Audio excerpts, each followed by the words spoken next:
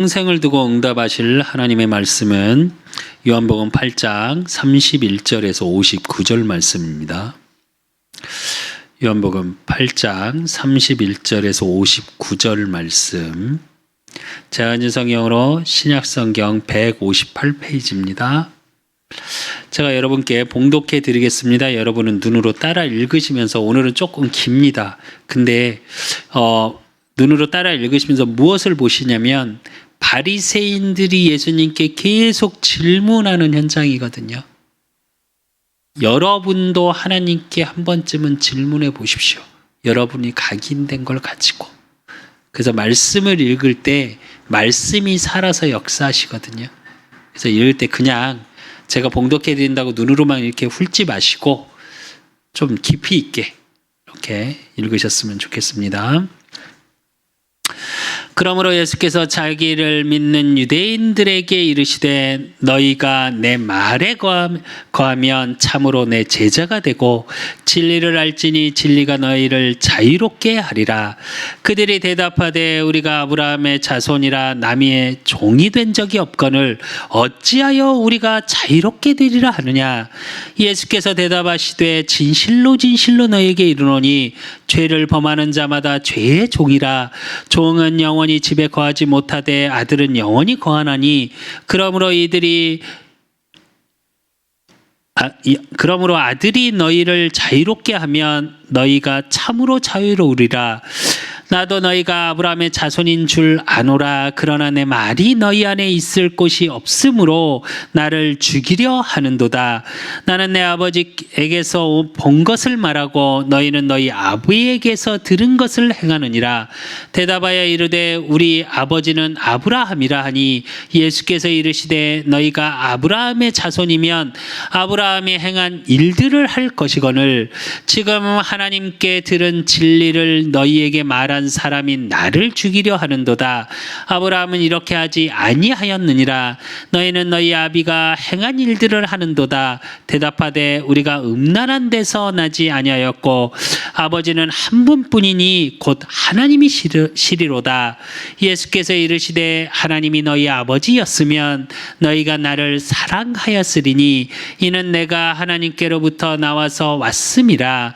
나는 스스로 온 것이 아니요 아버지께서 나를 보내신 것이라. 어찌하여 내 말을 깨닫지 못하느냐. 이는 내 말을 들을 줄 알지 못함이로다. 너희는 너희 아비 마귀에서 났으니 너희 아비의 욕심대로 너희도 행하고자 하느니라. 그는 처음부터 살인한 자여 진리가 그 속에 없으므로 진리에서 서지 못하고 거짓을 말할 때마다 제 것으로 말하나니 이는 그가 거짓말쟁이요 거짓의 아비가 되었음이라. 내가 진리를 말함으로 너희가 나를 믿지 아니하는도다. 너희 중에 누가 나를 죄로 책잡겠느냐. 내가 진리를 말하는데도 어찌하여 나를 믿지 아니하느냐. 하나님께 속한 자는 하나님의 말씀을 듣나니 너희가 듣지 아니함은 하나님께 속하지 아니하였음이로다. 유대인들이 대답하여 이르되 우리가 너를 사마리아 사람이라 또는 귀신이 들렸다 하는 말이 옳지 아니하냐. 예수께서 대답하시되, 나는 귀신 들린 것이 아니라 오직 내 아버지를 공경함이거늘 너희가 나를 무시하는도다. 나는 내 영광을 구하지 아니하나 구하고 판단하시는 이가 계시니라. 진실로 진실로 너희에게 이르노니 사람이 내 말을 지키면 영원히 죽음을 보지 아니하리라. 유대인들이 이르되, 지금 내가 귀신 들린 줄을 아노라. 아브라함과 선지자들도 죽었거늘 내 말을 지키면 영원히 죽음을 맛보지 아니하리라 하니, 너는 이미 죽은 우리 조상 아브라함보다 크냐. 또 선지자들도 죽었거늘 너는 너를 누구라 하느냐. 예수께서 대답하시되, 내가 내게 영광을 돌리면 내 영광이 아무것도 아니거니와 내게 영광을 돌리시는 이는 내 아버지시니 곧 너희가 너희 하나님이라 칭하는 그이시라. 너희는 그를 알지 못하되 나는 아노니, 만일 내가 알지 못한다 하면 나도 너희같이 거짓말쟁이가 되리라. 나는 그를 알고 또 그의 말씀을 지키노라. 너희 조상 아브라함은 나의 때를 볼 것을 즐거워하다가 보고 기뻐하였느니라. 유대인이 이르되 내가 아직 50세도 못 되었는데 아브라함을 보았느냐? 예수께서 이르시되 진실로 진실로 너희에게 이르노니 아브라함이 나기 전부터 내가 있느니라 하시니 그들이 돌을 들어 치려 하거늘 예수께서 숨어 성전에서 나가시니라. 아멘. 오늘 본문을 좀 길게 읽었습니다. 근데 오늘 본문은 지난주에 봤던 그 장면에 이어서 사실은 유대인에게 하나님이 바리새인과 유대인들이 모여있는 그 현장 속에 음행 중에 있던 여자의 죄사함을 주시고 내가 생명의 빛이라는 것을 말씀하시고 내가 어디서 왔는지 어디로 갈 건지를 이야기해 놓고 하신 말씀이에요. 오늘은. 그래서 오늘 말씀의 제목이 뭐냐? 참 진리 되신 예수 그리스도입니다. 이게 왜 중요하냐? 지금 유대인이 갖고 있던 자기들이 갖고 있던 진리라고 강하게 믿었던 그걸 가지고 예수님을 그리스도로 믿지 않고 계속 대적하는, 변론하는 장면이거든요. 이걸 통해 저와 여러분이 뭘 확인하셔야 되냐? 진짜로 복음이 나의 참 진리가 되어 있는지, 내 안에 각인된 세상의 것으로, 세상의 가치관으로, 세상의 자아로, 세상의 철학으로, 세상의 학문으로, 세상의 과학으로 나도 모르게 복음 아닌 것이 진리처럼 돼 있는 것. 그래서 우리의 삶의 우선순위를 바꿔버리고 내 영혼의 우선순위를 바꿔버리는 그 모든 것이 발견되어지고 치유되어지는 예배의 시간 되시기를 예수 그리스도 이름으로 축원드립니다. 그래서 선언에서 우리가 봐야 될 건 뭐냐? 저와 여러분은 이 시대를 살아갑니다. 그럼 이 시대는 요즘 신문에도 나오고 이제 인문학 서적에서도 나오고 요즘 책에서도 많이 나오는 많은 것들 단어 중에 요즘 시대를 뭐라고 표현하냐?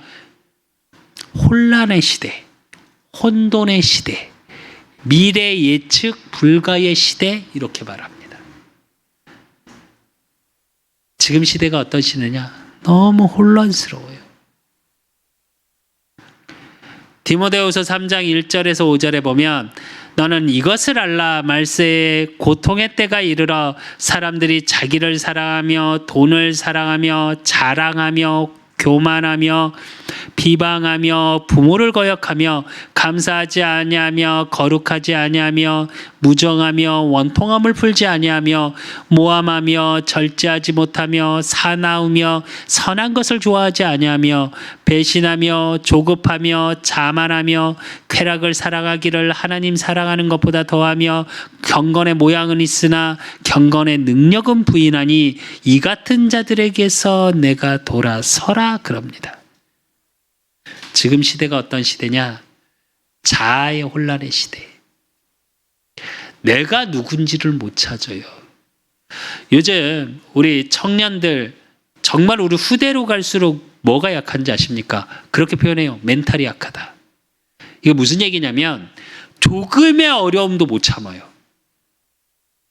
그러면서 계속 요즘 오은영 박사라는 박사가 이제 아이들 이런 상담을 할 때 가만히 제가 들어보면 뭘 계속 얘기하냐? 결국은 어떤 것에서 계속 그냥 정체성 얘기예요. 자존감 얘기예요. 그리고 결핍을 말해요. 그래서 아이가 집중하지 못하고 집착하죠, 요즘 아이들이. 결국 그게 어디서 나오는 거냐? 자아. 나를 어디서 찾아야 될지 몰라. 정말 죄송한데 요즘 사랑이 부족하다는데, 사랑을 못 받아서 아이들이 그렇다는데, 반대로 얘기할게요. 이제 라떼는 말이야 이러니까 이제 또 꼰대처럼 말하는 것 같은데, 저희 세대보다 요즘 세대가 훨씬 사랑 많이 받습니다. 근데 멘탈은 어디가 더 약하냐? 지금 우리 후대들이 훨씬 약해요.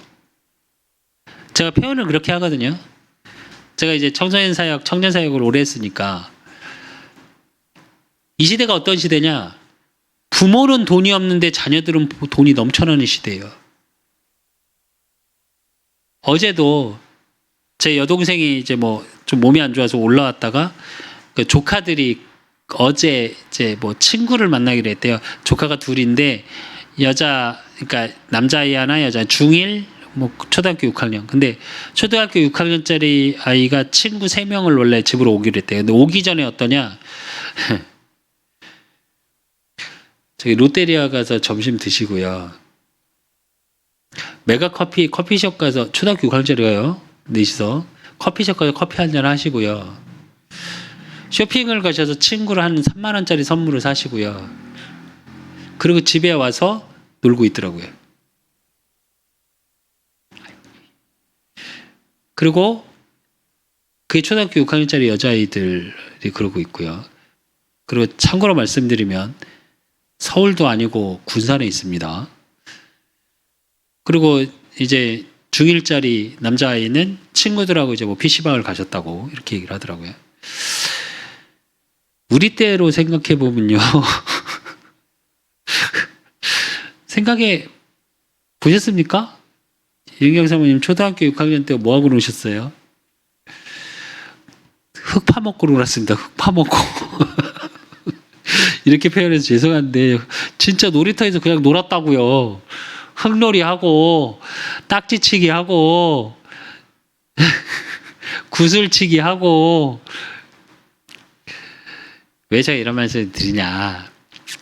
그렇게 물질로 풍족하고 사랑받고 다 해주고, 제 여동생 보면 좀 심할 정도로 이렇게 제가 이렇게 보면 저도 조카들 되게 이쁜데 너무 다 해주는 부분이 좀 있어요. 근데 이제 그걸 지금 말하기 좀 그래서 제가 그냥 이렇게 하는데, 왜냐면 제 여동생도 그게 상처에서 나오는 거거든요. 못 받아서 못 받아서 주는 것들이라 너무 잘 알기에. 근데 왜 제가 이런 말들을 하냐. 근데 멘탈은 약해요. 늘 의지예요. 우리 조카의 큰애 그 중1짜리가 우리 둘째 수창이를 무슨 연인 사랑하듯이 사랑하거든요. 이번에 그랬답니다. 이제 떠날 때가 된 것 같다니까 그럴 수 없다며, 나는 떠나보낼 수 없다며, 수창이 형을 절대 떠나보내지 않을 거라며 그랬다고 하더라고요. 사랑 못 받냐? 아니, 사랑 받아요. 근데 이게 어디서 오는 거냐? 자존감의 연약함에서 오는 거예요. 그러니까 왜 그러냐? 실제로 나를 정말 찾을 수 있는 비밀이 점점 없어져요. 그러니까 자아에 대해서 혼란이 와요. 그러니까 전 세계적으로 예전에 어렵고 힘들고 살 때보다 지금 자살률이 훨씬 높습니다. 돈이 없어서 자살할까요, 사람이? 아닙니다. 죄송한데. 자아의 혼란에서 오는 겁니다. 사단이 나 중심으로 생각하게 만들고 나 중심으로 나를 무언가 찾으려 하는데, 하나님 떠난 모든 인간은 자아를 찾을 수 없어요. 죄송한데. 왜? 상대적인 것을 찾을 수밖에 없거든요. 그러니까 뭐냐? 가치관의 혼란의 시대. 어느 한쪽에서는 돈이 많아야 된다. 어느 한쪽에서는 성공해야 된다. 그렇게 가르치죠, 우리 후대들을. 근데 또 어느 한쪽에서는 뭐라고 얘기하냐? 아니다. 진짜 사람은 자연으로 돌아가야 되고, 진짜 사람은 그 모든 것을 뛰어넘는 뭐가 있어야 된다? 학식이 있어야 한다. 이렇게 말해요, 또 한쪽에서.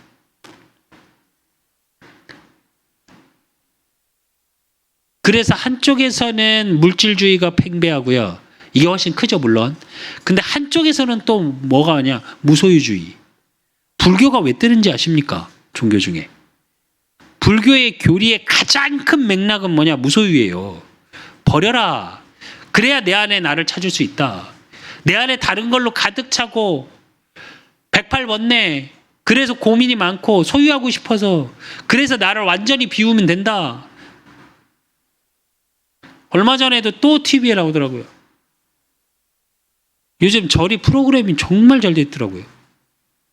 아이들이 와서 마음껏 놀 수 있게 돼 있어요. 그래놓고 명상해요. 그거 볼 때마다 막 예. 그러니까 점점 가치관이 혼란스러워.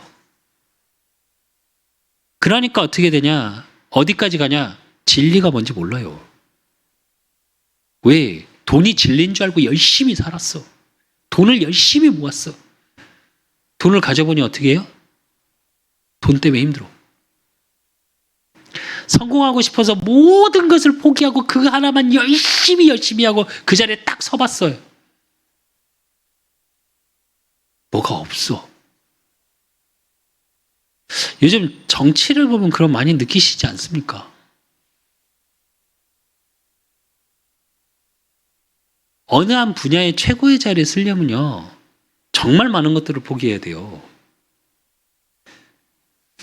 그게 마치 진리인 것처럼, 그거 아니면 죽을 것처럼 살아야 그 자리에 서요. 근데 어떻게 해요? 서봤는데 내 속에서 화한 건 어쩔 수 없어요. 그러니까 조금 난 사람들, 조금 생각이 다른 사람보다 조금 낫다 하는 사람들이 뭐라 그래요? 아무것도 없더라. 그 자리 가봤는데. 그러면 반대로 말할게요. 그 자리 가기 위해서 막 하고 살던 사람들은 어떻게 될까요? 혼란스럽죠. 그게 지금 이 시대입니다. 많은 사람이 자기를 소중하게 여겨야 한다 말하고 나 중심으로 한다고 하는데 진작 자기 자신을 발견하지 못하고 내가 누군지도 알지 못하고 그래서 실제로 나를 굉장히 치장하고 살지만 나를 사랑하지 못하는 시대. 물질이 최고의 가치이고 세상 살아가는 데 필요한 거 맞습니다. 근데 그게 전부인 줄 알고 살아왔더니 그 돈 때문에 자기가 너무 괴롭고 명예가 최고의 자리에 서면 되는 줄 알고 성공의 자리에 가려고 모든 것을 포기하면서 그것만을 위해서 살아가서 그 자리에 가봤더니 어떻게 해요? 한쪽에선 나를 손가락질하고 못 견뎌요. 연예인이 악플 때문에 자살한다? 정말 죄송한데 악플 때문에 자살한다 생각하십니까? 아니요. 그 인기, 연예인은 누가 그러더라고요. 뭐 팬의 사랑을 먹고 사는 게 연예인이라고. 사랑하는 겁니까? 자기가 좋아하는 거에 환호하는 거잖아요. 근데 왜 못 견디는지 아십니까? 거기서 나를 찾고 거기서 내가 최고의 가치라고 생각했는데 나를 욕하는 사람은 못 견디는 거예요. 그러니까 자살하는 거예요. 나를 좋아하는 사람 있으면 싫어하는 사람이 있지 않을까요? 여러분 주변에 다 여러분 좋아하십니까? 그럼 우리 다 자살해야 됩니까? 그렇잖아요. 왜 제가 이런 얘기들을 하냐? 정말 이 시대가 어떠한 시대냐? 너무너무 혼란한 시대예요. 바른 진리, 바른 가치관, 바른 나를 발견할 수 없는 시대예요, 사실은. 오늘 말씀 속에서 진짜 진리가 무엇인지 보여지시고 깨달아지셔야 여러분의 인생을 살아가는 모든 것 속에서 염려, 근심, 걱정에서 벗어날 수 있습니다. 안 그러면 저와 여러분 흑암, 공허, 혼돈 이거에 계속 흔들려요. 세상의 흐름의 가치관을 따라서 내 인생이 막 흔들려요. 왜? 세상은 계속 변하거든요. 사실은 근데 변하는 게 아닙니다. 겉 껍데기만 바뀔 뿐이지 사실은. 근데 거기에 쓸려가요. 그러니까 진짜 내가 갖고 있는 나의 것은 없어요. 그래서 오늘 말씀 속에서 정말 진리가 발견되어지고 내 인생의 최고의 가치가 발견되어지고 그래서 내 인생이 어떻게 살아야 될지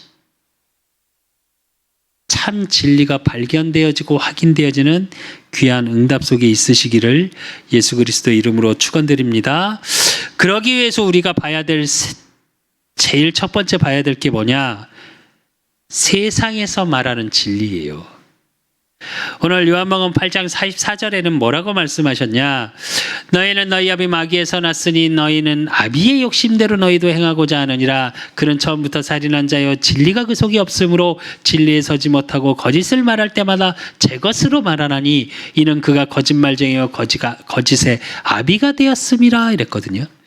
이걸 무슨 얘기냐면 사실 이건 유대인들에게 한 말씀이신데 세상에서는 사실은 이걸로 돼 있어요. 여기서 말하는 너희는 너희 아비 마귀에서 났으니 너희 아비의 욕심대로 너희도 행하. 이 욕심의 의미가 무슨 뜻이냐면 원어적인 뜻은 욕망이에요. 우리 단어로 얘기하면 욕망이라는 단어가 훨씬 더 맞아요. 내가 이루고자 하는 것을 이루고 싶은 욕망, 그 욕심을 말하는 거거든요. 그게 뭐냐? 저와 여러분이 너무 잘 아는 것처럼 하나님 떠난 모든 인간, 창세기 3장 사건 이후로 인간은 나 중심으로 돼 있어요. 그리고 창세기 6장에 네피림, 돈 중심. 창세기 11장에 바벨탑을 쌓아서 하나님과 같이 되려는 성공 중심. 내 이름을 세상에 내자 이랬거든요. 우리들의 이름을 세상에 내자 이랬거든요. 이것이 진리예요. 그래서 성경은 뭐라고 말씀하시냐? 요한일서 2장 16절에 보니까 이는 세상에 있는 모든 것이 육신의 정욕과 안목의 정욕과 이생의 자랑이니 다 아버지께로부터 온 것이 아니요 세상으로부터 온 것이니라 이래요. 디모데전서 6장 9절에서 10절에 보면 뭐라고 그러냐면 부하려 하는 자들은 시험과 올무와 여러 가지 어리석고 해로운 욕심에 떨어지나니 곧 사람으로 파멸과 멸망에 빠지게 하는 것이라. 돈을 사랑함이 일만 악의 뿌리가 되나니 이것을 탐하는 자들은 미혹을 받아 믿음에서 떠나 많은 근심으로써 자기를 찔렀도다 이래요. 돈 때문에 자기를 찌른대요. 왜 이 얘기를 제가 말씀드리냐면 세상에서는 진리를 뭐라고 얘기하냐 이렇게 말해요. 진짜 물읍시다. 우리 작년 어른들 우리 후대들도 마찬가지죠. 세상에서 돈이 진리 아닙니까? 아닐까요? 세상에서 명예 성공이 진리 아닙니까? 우리가 신문에서 요즘 나오면 뭐라고 하냐 물질 만능주의 뭐 이러면서 많이 쳐내요. 근데 묻자고요 한번. 제가 메시지하면서 그런 얘기를 몇 번 했습니다. 지금 시대에 신분이 없냐? 신분이 사라진 시대입니까? 뭐 얼마 전에 영국 왕비가 천국을 가셔서 뭐 장례 그 인사하는데 뭐 24시간 기다렸다가 뭐 조문을 하고 이런다고 하더라고요. 영국은 아직도 왕정 국가죠. 신분이 있습니다. 귀족이 있고 지금도. 우리나라 있습니까 지금? 없잖아요. 보이는 걸로는. 근데 있어요. 돈. 얼마 전에 뭐 이영경 사모님 저하고 이제 뭐 이런저런 이영경 사모님 저하고 이런저런 얘기하면서 그 얘기 하시더라고요. 한 강사가 나와서 자기 수준은 이런데 남자친구는 좋은 차를 타고 좋은 직업을 가지고 이래야 된다고 생각하고 있고 또 반대로 자기는 이 수준인데 자기보다 굉장히 수준 좋게 여자 몸매가 좋아야 되고 얼굴이 이뻐야 된다 그러지 마라. 뭐 이런 얘기 했다는데 지금 시대는 어떤 시대냐? 돈이 신분을 가르는 시대예요. 그 얘기는 뭐냐? 돈이 진리처럼 돼 있어요. 어디 가서 보면 확실하게 아실 수 있는지 아십니까? 서점 한번 가보십시오. 제가 어제도 서점을 잠깐 갔거든요. 어제 여동생이 뭐 아파서 내려오면서 용산역에 데려다주고 잠깐 용산역에 갔는데 있길래 서점을 갔어요. 책을 봤는데 재테크부터 시작해서 돈줄, 주식, 코인, 돈에 대한 책이 3분의 2더라고요.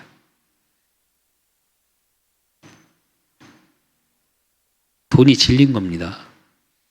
그렇게 많은 책들이 쏟아져 나올 만큼. 돈을 벌면 성공과 명예가 따라온다 생각하는 시대. 돈이 진리죠. 그거에 반대적으로 조금 고상한 척하는 부류가 또 있습니다. 세상에서. 그게 뭐냐? 철학, 인문학. 골로새서 2장 8절에 보면 누가 철학과 헛된 속임수로 너희를 사로잡을까 주의하라. 이것은 사람의 전통과 세상의 초등학문을 따름이요 그리스도를 따름이 아니니라 이래요. 여기서 초등학문이라고 그랬습니다. 초등학문이 필요합니까? 필요하지 않습니까? 필요합니다. 인간을 알아야 하니까. 근데 죄송한데 인간을 알려면 근원을 알아야 될 거 아니에요. 한 연예인이 나와서 토크쇼에서 나와서 그런 얘기를 하더라고요. 인간에 대해서 참 궁금해지기 시작했는데 그럼 모든 건 사용하는 모든 물건은 사용 설명서가 있는데 인간 사용 설명서 봤습니까? 없더라 이거예요. 그러면 인간을 만든 사람이 만든 존재가 있지 않을까라는 고민을 하기 시작했다 하더라고요. 그것처럼 철학은 뭘 얘기하냐? 그 고민을 얘기하는 거예요. 근데 인간은 비슷한 것 같으나 너무 달라요. 근데 철학이 왜 초등학문 수준밖에 안 되냐? 정말 죄송한데 그러면 렘넌트 예배 때도 잠깐 얘기했습니다. 보통 이제 철학을 어떻게 나누냐면 소크라테스를 기준으로 소크라테스 이전 철학, 소크라테스의 철학, 그 다음에 플라톤, 아리스토텔레스, 그러면서 중세 철학, 그러면서 현대 철학, 뭐 이렇게 기조가 시대가 쭉 흘러내려오는데 그러면서 뭐 너 자신을 알라부터 시작해서 비판주의, 실존주의, 뭐 자연주의 철학, 뭐 이렇게 쭉 흘러요. 인간이 말하는 철학에서 진리는 어떠냐면 먹고 사는 문제가 정말 커요. 행복을 얘기하면서도. 그러니까 모든 철학은 행복을 얘기하거든요. 사실 철학의 기준은 행복이에요. 인간이 행복하고 싶은데 왜 행복하지 못할까에서 시작한 거예요. 그렇잖아요. 모든 인간은 행복하고 싶잖아요. 돈이 왜 진리가 됐을까요? 돈이 없으면 인간이 뭐라고 생각하니까? 불행하다 느끼니까. 근데 그걸 고상하게 학문으로 푸는 게 철학이라니까요. 그래서 철학을 가만히 보면 어떻게 돼 있냐? 예전 자연에 의지할 수밖에 없는 농업시대에는 하늘을 의지할 수밖에 없었죠. 하늘에서 비를 내리고 하늘에서 해를 때에 맞춰 햇빛을 주고 하늘에서 비를 주고 그래야 돼요. 그러니까 그때의 진리는 뭐였냐? 하늘이었어요. 그냥 단순히. 그러니까 하나님을 의지하든 사단을 의지하든 우상 숭배를 하든 그게 진리였죠. 근데 이게 바뀌기 시작합니다. 산업혁명이라는 게 겪어지기 시작하면서 철학 기조가 어떻게 바뀌어지냐? 인간 중심으로 돌아가 버려요. 근데 웃긴 거, 처음에는 인간이 그런 것을 할 수 있는 기구를 만들어내기 시작하면서 조금씩 나아지죠. 그러면서 하늘을 의지하던 인간들이 뭘로 바뀌었냐? 기계를 의지해요. 기계를 의지하다가 보니까 어떻게 해요? 인간의 영혼이나 감성이 메말라서 죽어가. 그러니까 다시 또 뭐로 돌아가요? 인간으로 돌아가요. 그러니까 테크놀로지로 갔다가 다시 인간 중심을 얘기하는데 인간 중심을 얘기하면서 테크놀로지하고 섞여서 뭐가 나와요? IT, 우리가 요즘 얘기하는. 왜 제가 이런 얘기들을 하냐? 그러니까 진리가 점점 뭐가 진리가 되냐? 과학이라는 이름의 진리가 되죠. 철학이 결국은. 인간의 모든 법, 의학, 과학 다 어디서 나오는지 아십니까? 철학에서 나왔습니다. 근데 이 철학이 어디서 나왔는지 아십니까? 소크라테스 이전 철학자들의 대부분의 철학을 얘기했던 사람들, 또 소크라테스 이후의 시대에 또 많은 철학자들 중에 절반 정도는 뭐냐? 신학자였습니다. 무슨 얘기냐?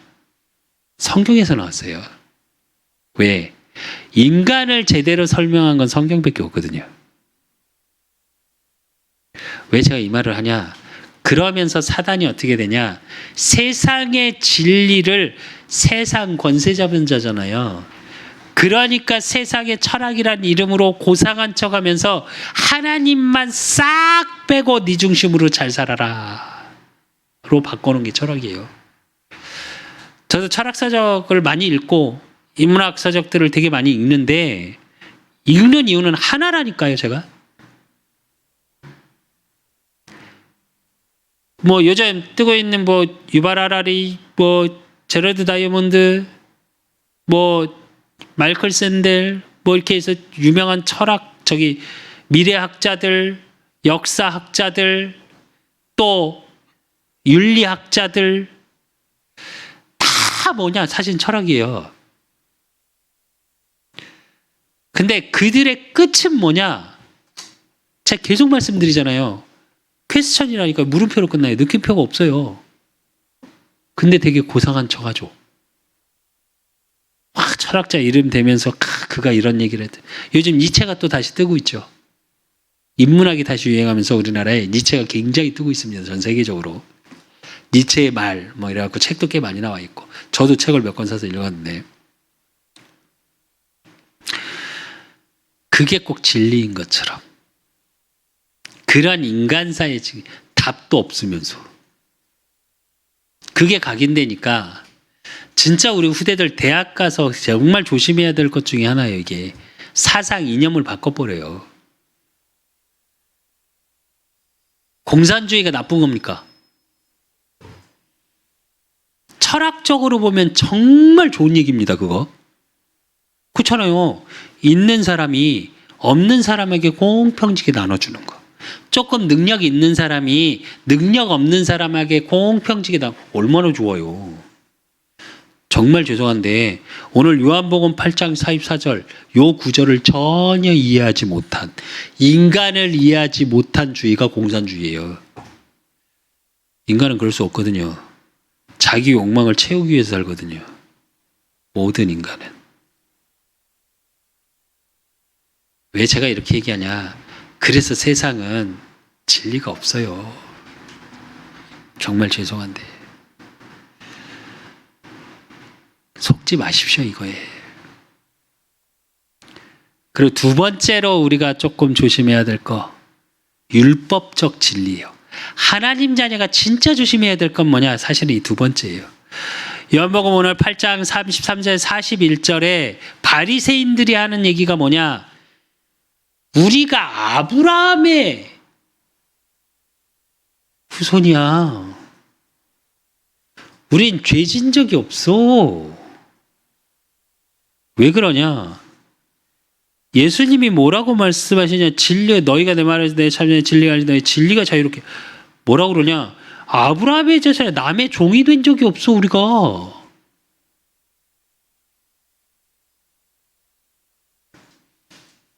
그래놓고 뭐라 그래요? 41절에 우리가 음란한 데서 나지 아니하였고 아버지는 한 분뿐이 곧 하나님이야. 우리 아버지가 하나님이야. 그렇게 말해요. 근데 예수님은 거기다가 뭐라고 얘기하냐? 내가 아브라함의 후손이라는 특권을 받은 그래서 남의 종이 된 적이 없어. 우리 그렇게 특권을 얘기하고 있는 거기에 뭐라고 얘기하시냐? 나도 너희가 아브라함의 자손인 줄 아노라. 그러나 내 말이 너희 안에 있을 곳이 없으므로 나를 죽으려 하는도다. 이래요. 니들 말씀은 없어. 그리고 39절에 또 뭐라고 그러시냐? 너희가 아브라함의 자손이면 아브라함이 행한 일들을 할 것이거늘 이래요. 이게 뭔 말인지 아십니까? 여기서 일은 뭘 얘기하냐? 믿음을 말해요. 니네 정말 웃긴 게 니네 누구라면 막 니네 특권을 가진 선민이라고 막 하나님의 선택받은 자라고 얘기하면서 왜 믿음은 없냐? 얘기하고 있는 거예요. 율법적 진리가 이루요. 하나님을 누구보다도 믿고 있다고 자부했던 게 바리새인이에요. 바리새인 유대인이라니까요. 근데 그들이 이러고 있는 거예요. 그러니까 요한복음 8장 오늘 42절에서 47절은 뭘 얘기하고 있냐? 예수님이 뭐라고 말씀하시냐? 진리가 없다 니네. 진짜 알아야 될 건 하나도 모르고 있다. 그러니까 유대인을 향해서 뭐라 그래요? 너희는 너희의 마귀에서 됐으니. 이 말은 무슨 얘기냐면 구약에서 쭉 말씀하신 이야기가 뭐예요? 메시아가 올 것이다. 근데 메시아가 왜 와야 된다고요? 우리 계속 봤죠? 죄 문제 해결받아야 된다고. 하나님 떠나 사단에 묶여있는 그 죄 문제, 그것을 해결받아야 된다고. 근데 유대인은 어떻게 생각하고 있었냐? 우리가 그걸로 이미 선택받았기 때문에 죄 없고, 우리는 그렇게 해서 음란한 짓을 해본 적이 없어. 행위로 지켰어. 이러고 있는 거예요. 이게 율법적 믿음이에요. 내가 무엇을 했으니까. 율법적 진리가 이거예요. 그러니까 요한복음 오늘 8장 51절에서 59절에 뭐라고 그러셨냐? 유대인이 대답하여 이르되 또 우리가 너를 사마리아 사람 또는 기대의 말을 옳지 않냐냐? 바리새인들이 이러고 있고요. 이러고 있는 바리새인들에게 뭐라고 그래요? 예수님이 나 믿으면 안 죽어. 내 말 들으면 안 죽어. 그러니까 뭐라고 그래요? 아브라함도 죽었고 우리 선지들 다 죽었는데 너 귀신 들렸냐? 이러고 있습니다. 그런 유대인에게 예수님이 더 말도 안 되는 소리를 해요. 뭐라고 그러냐? 아브라함이 나를 보고 믿었어. 그래서 살은 거야. 그러니까 유대인이 뭐라고 그래요? 야, 너 50살도 안 된 애가 그때 네가 있었다고? 이러고 있어요. 율법적 진리라는 게 뭐냐면 보여지는 것 기준으로 행위로 되어지는 것을 말하는 거예요. 그것만 진리라고 믿는 거. 그래서 로마서 2장 25절에서 28절은 뭐라고 그러냐? 그래서 사도 바울이 얘기합니다. 내가 율법을 행하면 할례가 유익하나 만일 율법을 범하면 내 할례는 무할례가 되느니라. 그런즉 무할례가 율법의 규례를 지키면 그 무할례를 할례와 같이 여길 것이 아니냐. 또한 본래 무할례자가 율법을 온전히 지키면 율법 조문과 할례를 가지고 율법을 범하는 너를 정죄하지 아니하겠느냐. 무릇 표면적 유대인이 유대인이 아니요 표면적 육신의 할례가 할례가 아니니라 이래요. 이게 무슨 얘기냐면 할례의 논쟁이 벌어졌어요. 그러니까 할례를 하면 구원받을 하나님의 자녀다. 그럼 반대로 얘기할게요. 할례가 없는 이방인은 그럼 구원 못 받는 거잖아요. 그거에 대한 이야기에 변론이 일어났을 때 사도 바울이 한 얘기예요. 그 무슨 얘기냐면 오늘 얘기했죠.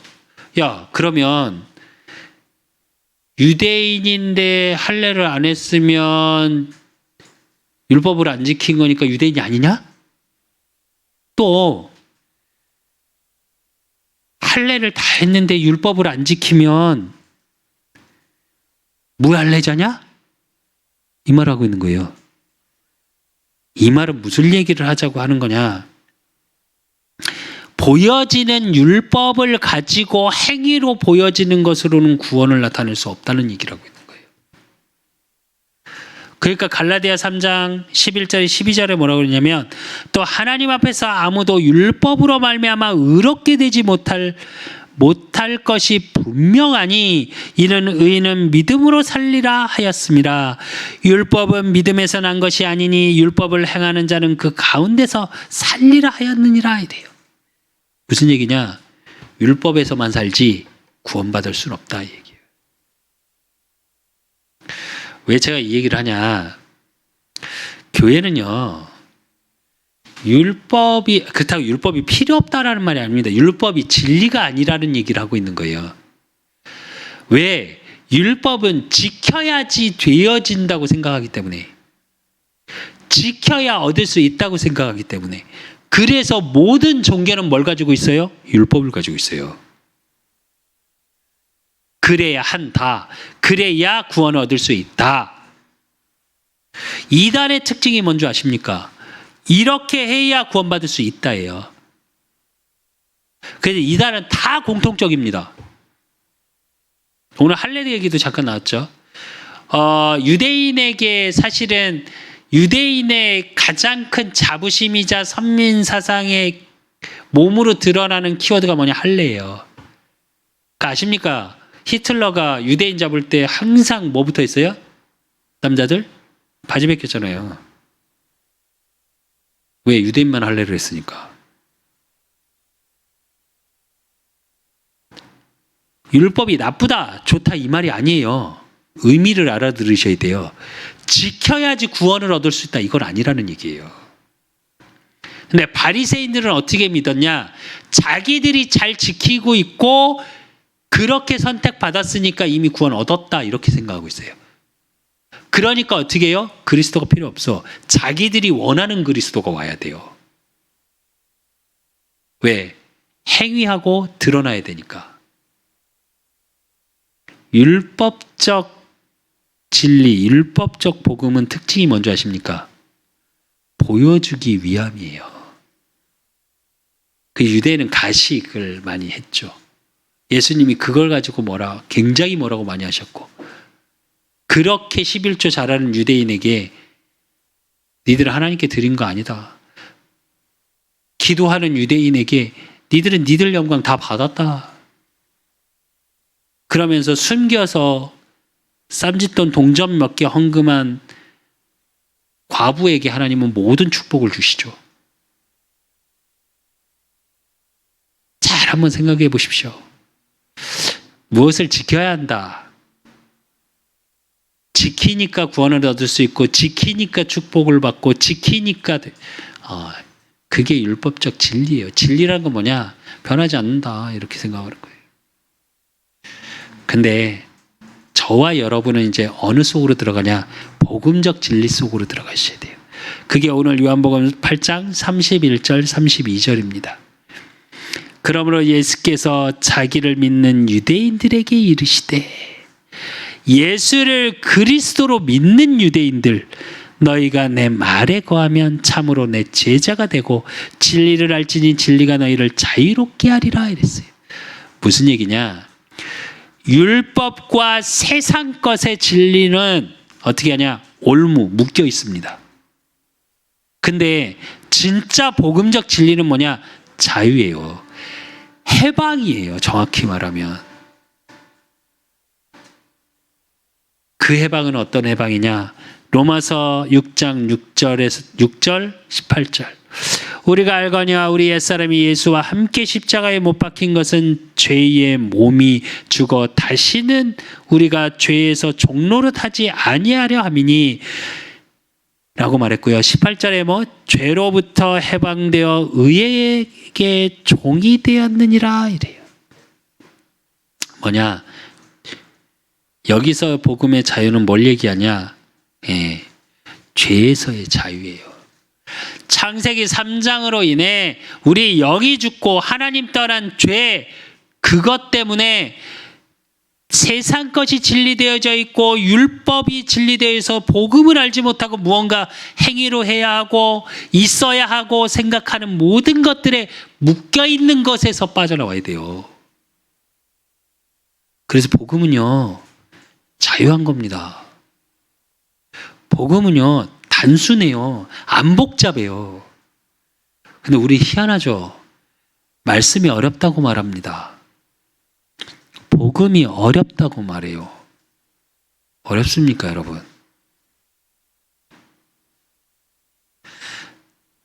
저도 이제 말 속에서 참 쉽지 않아 라는 말을 참 잘합니다.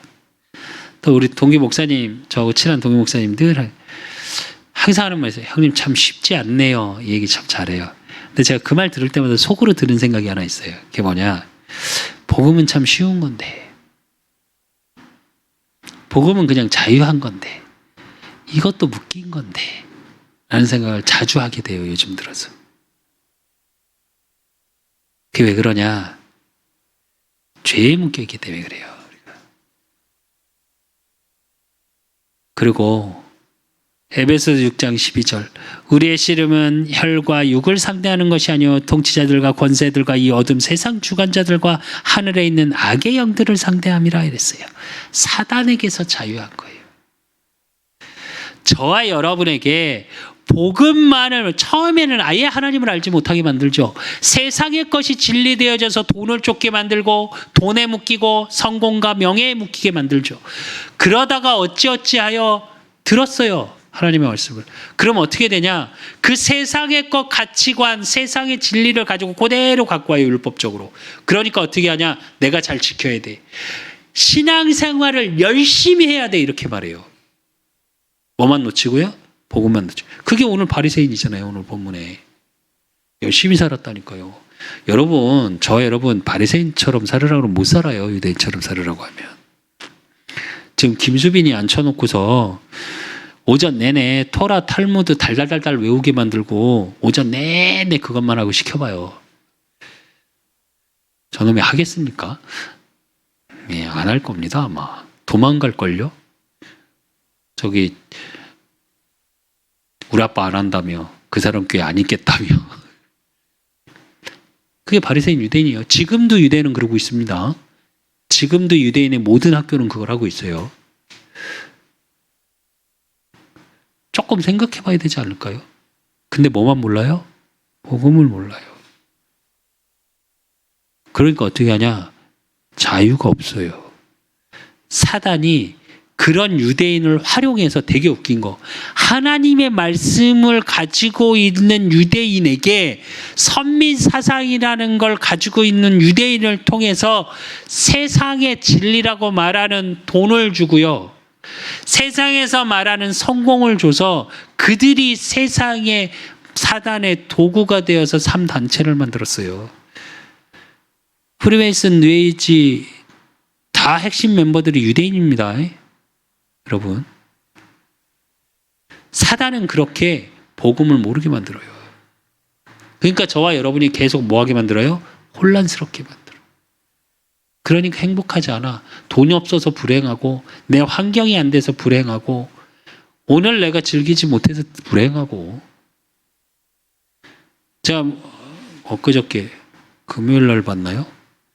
뭐 늦게까지 아마 여동생이 오는 바람에 와야 되는 바람에 그 어쨌든 TV 프로를 보게 됐는데 한 아나운서가 막 아나운서 출신의 연예인이 막 사가지고 막 그거 막 자랑하고 싶어갖고 안달이 나갖고 막 그리고 제가 그 모습 보면서 굉장히 비싼 캠핑카에 뭐 비싼 장비에 정말 죄송한데 저 눈곱만큼도 안 부럽더라고요. 돈은 어마어마하게 많은 거 알아요. 근데 제가 그 모습 보면서 든 생각이 눈곱만큼도 안 부럽더라고요. 저 정말 솔직히 그분 안 행복해 보여요. 진짜요. 왜? 잘못된 진리 때문에 그래요. 사단은 철저히 그렇게 끌고 가요. 거기서 자유를 얻는 거. 참 진리 되신 예수 그리스도. 그분이 왕, 제사장, 선지자로 오셔서 나를 위해 십자가에 죽으시고 그 죄 문제, 사단의 문제 완전히 끝 다 이루었다. 그리고 3일 만에 부활하셔서 지금 나와 성령으로 함께 하시는 비밀, 이걸 누리셔야 돼요. 그렇기 때문에 로마서 7장 5절에서 6절 우리가 육신에 있을 때에는 율법으로 말미암는 죄의 정욕이 우리 지체 중에 역사여 우리로 사망을 위하여 열매 맺게 하였더니 이제는 우리가 얽매였던 것에 대하여 죽었으므로 율법에서 벗어났으니 이러므로 우리가 영의 새로운 것으로 섬길 것이요 율법 조문에 묵은 것으로 아니할지니라 이래요. 율법에서도 자유하십시오. 정말 극단적으로 말하면 우리가 앞으로 지을 죄까지도 끝내셨어요. 저와 여러분 윤리적으로 죄 좀 졌다고 그거에 눌려서 살지 마십시오. 그렇다고 방종하라는 말이 아니잖아요. 이 말은. 그거에 눌려서 정신문제 오고 두렵고 사람들 보기 두렵고 그래서 대인기피증이 오고 그 말이에요. 제 말은. 얽매였다는 건 두렵다는 말입니다. 반대로 말하면. 창세기 3장 사건 이후에 인간에게 가장 먼저 사단이 준 게 뭔지 아십니까? 너희는 너희 아비 마귀에서 났으니 거짓의 아비요 진리가 없다 살인자요. 이 말이 뭔지 아십니까? 두렵게 만들어버린 거예요. 돈 없어서 두렵고 통장에 숫자가 0이 될수록 두려워지고 네. 내가 행위적으로 무엇을 어떤 잘못 상대방에게 욕을 했고 미워했고 그거에 눌려서 사는 거 그걸 말하는 거예요. 진짜 복음은 어떤 거냐? 자유한 거예요. 진짜로 내가 복음으로 행복하면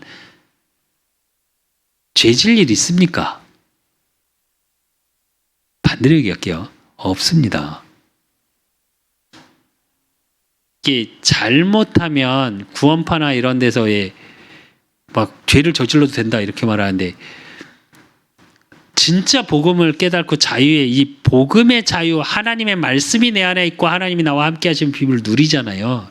죄 안 짓게 돼요. 안 짓게 되어지는 거지.